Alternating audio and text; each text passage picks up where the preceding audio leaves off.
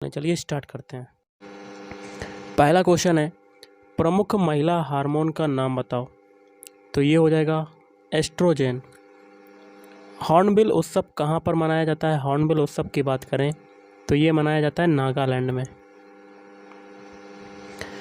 भारत में 1960 में गहन कृषि विकास के लिए कौन सा कार्यक्रम चलाया गया? तो इंसेंटिव एग्रीकल्चर जिला प्रोग्राम। एकमरा उत्सव कहाँ मनाया जाता है? एकमरा उत्सव मनाया जाता है उड़ीसा में मनाया जाता है। 2022 में कितने खिलाड़ियों को खेलों में पद्म पुरस्कार से सम्मानित किया गया? तो ये हो जाएगा 9।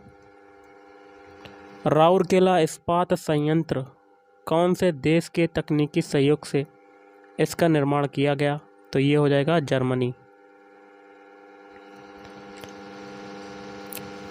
सरकार का संसदीय स्वरूप किस देश के संविधान से लिया गया है? तो यूके, यूनाइटेड किंगडम।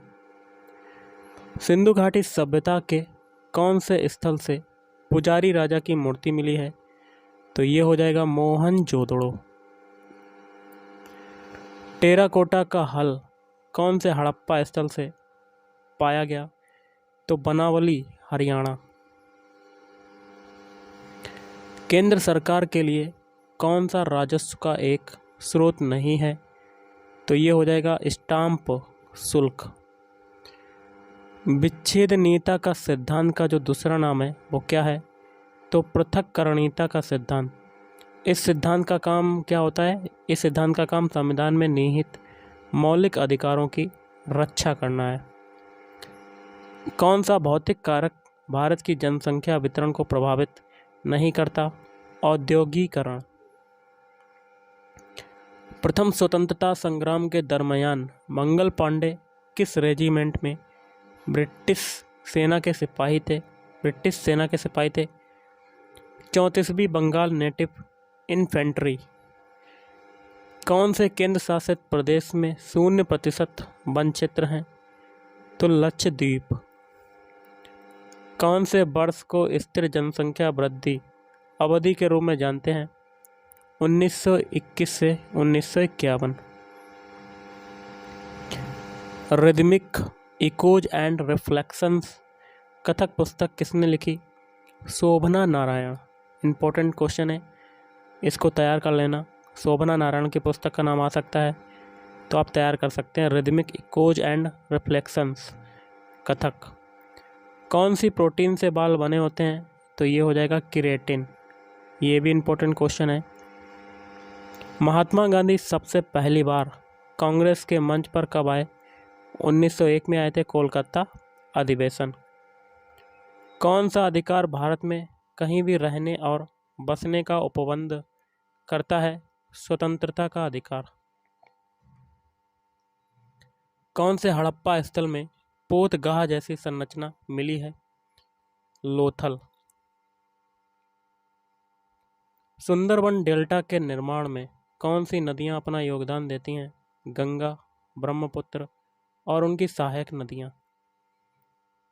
किताब उल हिंद की रचना किसने की? अल बरूनी। किताब उल हिंद को 80 अध्यायों में विभाजित किया गया है। ब्रह्मगिरी की पहाड़ियों से निकलने वाली नदी का नाम बताओ। कावेरी नदी। कौन सी हो जाएगी? कावेरी नदी। मुद्रा का वेग अधिकांशतः कौन सी समय अवधि में स्थिर होता है? अल्प अवधि। पुर्तगाली भारत के कौन से वायसराय ने गोवा पर कब्जा किया था? अफोंसो दे अल्बुकर्क, जो किया था 1510 में।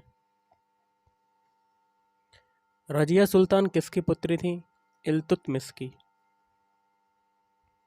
मकर संक्रांति में किसकी पूजा होती है? तो ये होती है सूर्य की। भारिया जनजाति का लोकप्रिय नृत्य बताओ। भदाम।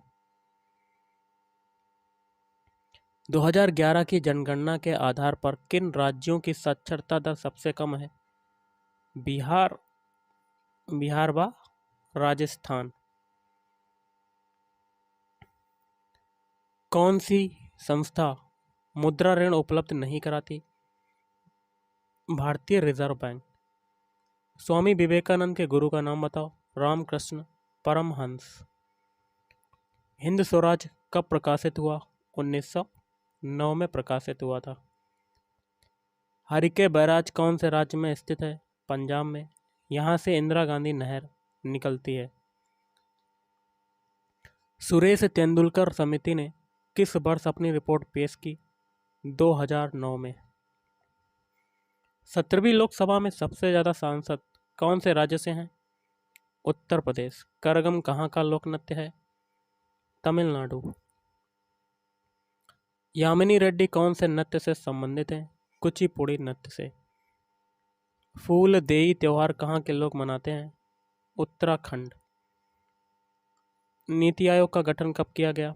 2015 में। हरित क्रांति की प्रस्तुति में किसने अहम भूमिका निभाई थी? MS स्वामीनाथन। अनुच्छेद 51 किससे संबंधित है? मौलिक कर्तव्यों से संबंधित है। रंगराजन समिति कब गठित हुई? 2012 में। संशोधित RBI अधिनियम के अंतर्गत मौद्रिक नीति समिति को वर्ष में कम से कम कितनी बैठक करनी चाहिए? 4। अगला है किसको बाद में शेरशाह सूरी के नाम से जाना लगा? तो ये हो जाएगा फरीद। हम लोग इम्पोर्टेंट क्वेश्चन और देख लेते हैं जो कि अभी शिफ्टों में रिपीट आए हुए हैं। बीरबल के बचपन का नाम क्या था? तो ये हो जाएगा महेश दास। धमाल नृत्य कहाँ का है? धमाल नृत्य की बात करें तो ये हो जाएगा हरियाणा राज्य का। प्लेइंग टू विन किताब किसकी है? साइना नेहवाल की। लोकमान्य तिलक 2023 का पुरस्कार किसे मिला? प्रधानमंत्री नरेंद्र मोदी को। अलाउद्दीन खिलजी का कार्यकाल बताओ। तो 1296 से 1316 तक। भारतनाट्यम कहाँ का लोक नृत्य है? तो ये हो जाएगा तमिलनाडु। जिंदा पीर के नाम से कौन जाना जाता है? औरंगजेब। पानीपत का तृतीय युद्ध हुआ था किसके बीच? कब हुआ था? 1761 में। अहमद शाह अब्दाली और मराठों के बीच में। पहले युद्ध की बात करें तो ये हुआ था 21 अप्रैल 1526 को दिल्ली के सुल्तान इब्राहिम लोदी और बाबर के बीच। और दूसरा हुआ था 1556 में अकबर और हेमू के बीच में। जनगणना 2011 के अनुसार सबसे अधिक साक्षरता वाला केंद्र शासित प्रदेश का नाम बताओ। लक्षद्वीप। एलिस वंडरलैंड किसकी किताब है? चार्ल्स लुटविच डॉक्सन। अनुच्छेद 300A किससे संबंधित है? भारतीय संविधान के अनुच्छेद 300A का उद्देश्य यह गारंटी देना है कि कोई भी व्यक्ति अपनी संपत्ति से वंचित नहीं होगा। अनुच्छेद 168 किससे संबंधित है? तो राज्य में विधानमंडल का प्रावधान करता है। अनुच्छेद 143 का संबंध किससे है?